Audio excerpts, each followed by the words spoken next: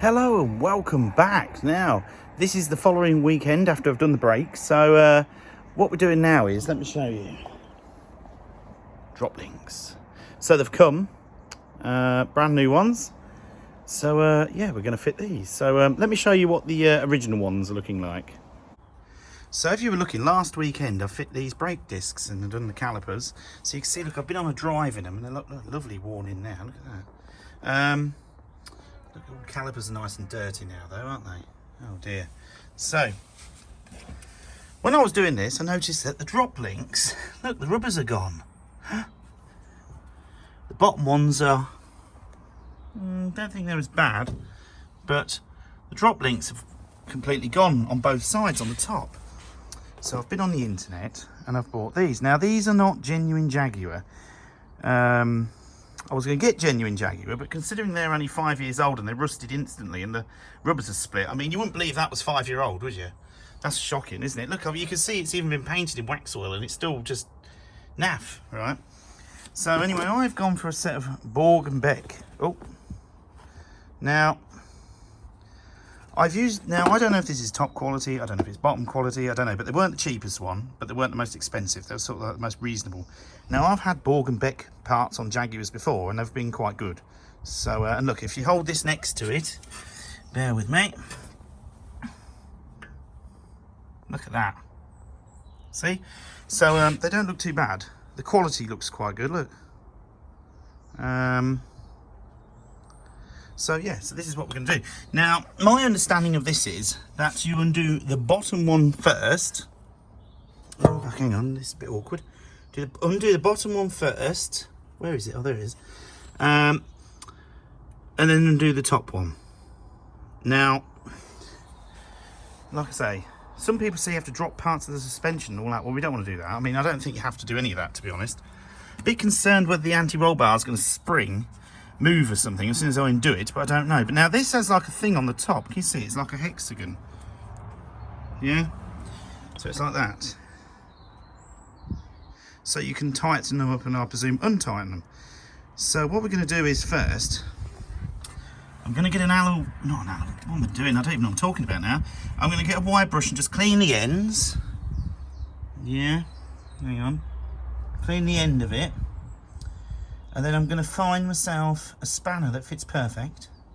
And then I'm going to find myself a little socket that fits perfectly onto here, a little tiny socket. And then we're going to crack them off. Now I'm going to just wire brush the ends first so they come off a bit easier. So let me go and get the tools for that. So I've cleaned them all off with a wire brush. That one as much as I can, and that one there.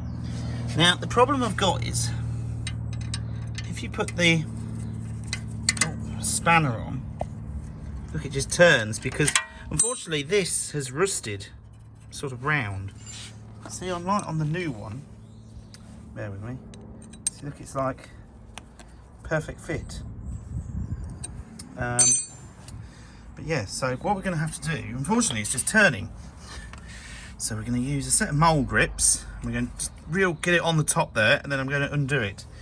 Same with the bottom one. So what I'm going to do is, before I take the bottom one completely off, I'm going to half undo the top one and half undo the bottom one, and then take the bottom one completely out, then take the top one completely out.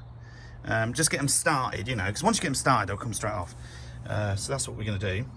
But you can see when I was turning it, look, you can see the rubber on the bottom's gone as well. So actually, this should be quite nice. I don't think the joint itself has gone, it's the rubber has gone. I don't think it's a joint, but we'll have a look anyway. So yeah, let me get the top one cracked off and then the bottom one cracked off. So to be honest, these are coming off quite easy. So basically that's what I've done. I've just mole gripped the top, you know, hold on to it. It's easier to do with a smaller set of mole grips for the top because you've got this rubber thing and then the spanner goes in between here. The back bottom one on the other hand, don't know if we can do this one-handed. Oh, let's check it. Am I going the right way with that? No, I'm not. I'm doing that. I'm doing it up again. What am I doing? It's all back to front. There we go. Look at that turning, see? Easy, yeah? Hang on. Even though I've just done it up, it's actually coming off fairly easy. Look, usual for Jaguar, let's be honest. So let me get it off. So I'm going to undo the bottom one first and then take the top one off. All right, so let's see how we get on. There we go, look at that. You can see the ball joint in there, look. That one's not just started to split. But yeah, you can see, look, what I did was just grip the top. But yeah, like I say, we're changing them now. So there's the old one. And there's the new one, look at that. So on a rating of getting that off, I would say that was pretty easy, to be honest. It's fiddly, but easy, if you know what I mean. That makes sense. So let me just take those nuts off.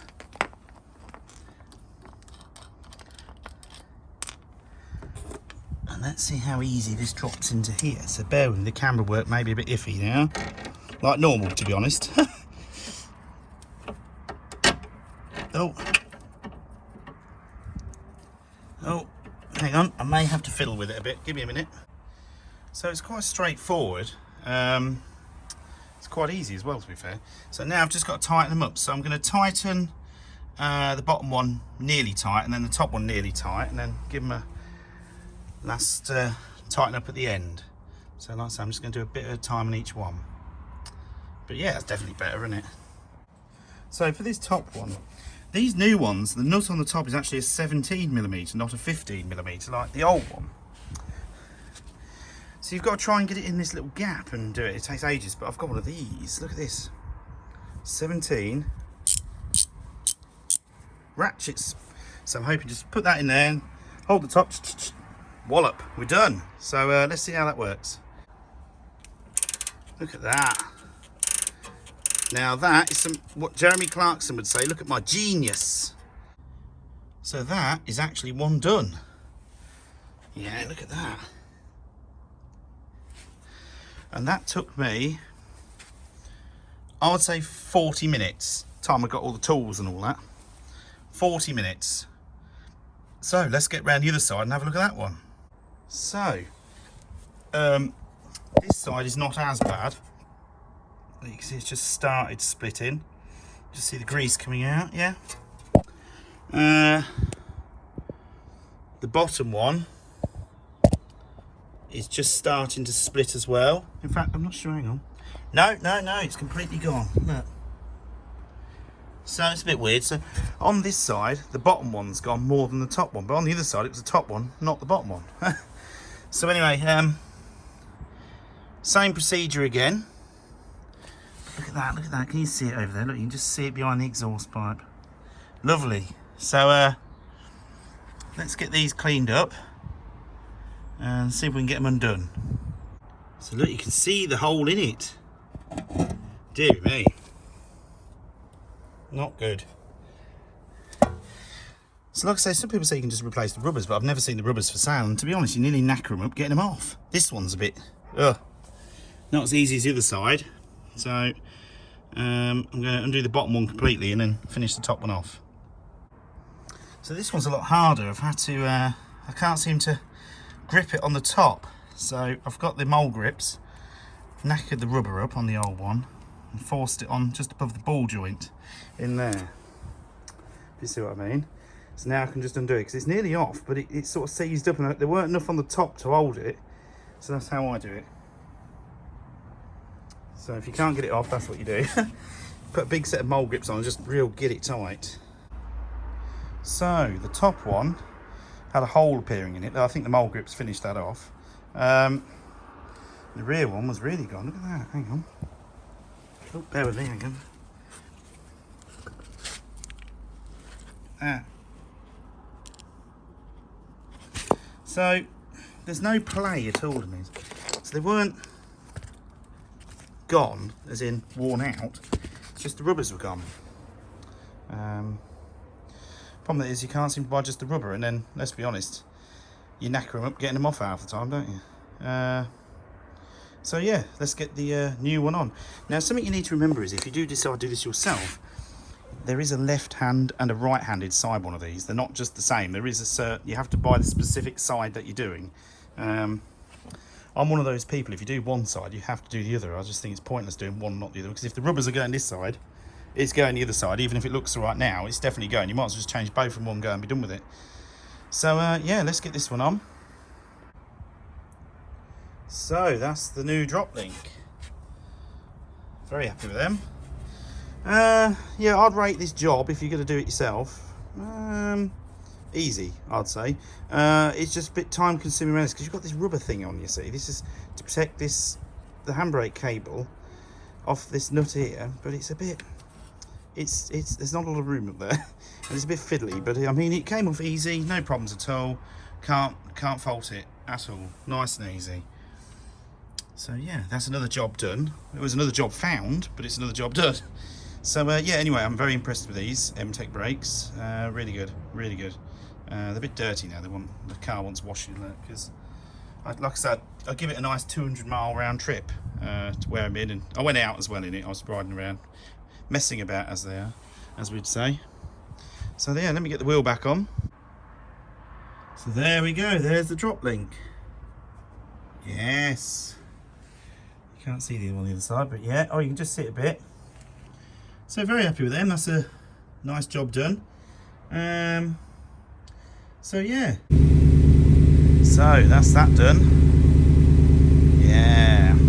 So thank you for watching the video. Hope you all enjoyed it. Like I say, I was glad to get them drop links done. I mean, it was an extra job. I didn't realise they were gone that bad. You know, I knew they were going, but I didn't realise they'd gone until I'd done the brake discs last week.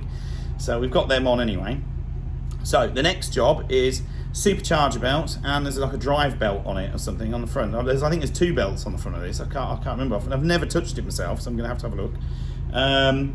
Also, we need to do an oil change, filter change, and a fuel filter change, and possibly a spark plug change I might do. And I am thinking, now I want some advice on this because I don't know. I'm new to all this, yeah. Carbon cleaning. Professional carbon cleaning. I don't mean like you do it yourself with like some stuff you pour in it. I mean, get one of them men round or women round in one of them vans, and they come and do something to it, and they call it carbon cleaning, don't they? Now, I was told this is a waste of money, and I was also told this is a very, very good thing to have done to your car. So I don't know. I mean, what it looks like, it doesn't look that expensive to have it done. It looks like it's like 90 quid or something, you know, £100, 90 quid or something. I think it depends if you want other things done, which we don't. We just want the carbon clean, don't we? So, your advice on that in the comments. If you've ever had it done, or you think it's a waste of time, or you think it's worth having done, let me know in the comments, yeah? Because I'm quite interested by it. My uncle, I think, had it done. He said he reckons it was good, but I don't know if this is. But there's a lot of people who have it done and say, yeah, this ripping you off. You know what I mean? Now I don't know. So if anyone knows about carbon cleaning, leave me a comment in the description. I mean proper carbon cleaning by a professional here, not me do it, because I haven't got a clue yet. All right. So yeah. So thanks for watching. Not sure we're going to have another Jaguar video before Christmas, because I work quite a lot over Christmas. So it depends. Also, it depends on weather permitting. But if not, we do have quite a few little projects around this garage, and we're always buying things to sell on. So there might be an odd thing I might buy and fix up to sell and that for next year. So we might record that as well. So we'll sort of see how we get on, really, if you know what I mean. It just depends on, like I say, the weather, because they are predicting an ice age this year. That they do nearly every year, but this year they are putting like odds on an ice age for some reason. Let's hope not, because the summer this year in England was rubbish. Yeah, so not good. At least got pickup truck now, 4x4, so we should be right. You know what I mean? I'd like just to say a big thank you to all my new subscribers for watching, and for all the comments and advice. Some of you, some of the advice you've given me, you pointed me in the right direction and things like that, which I appreciate.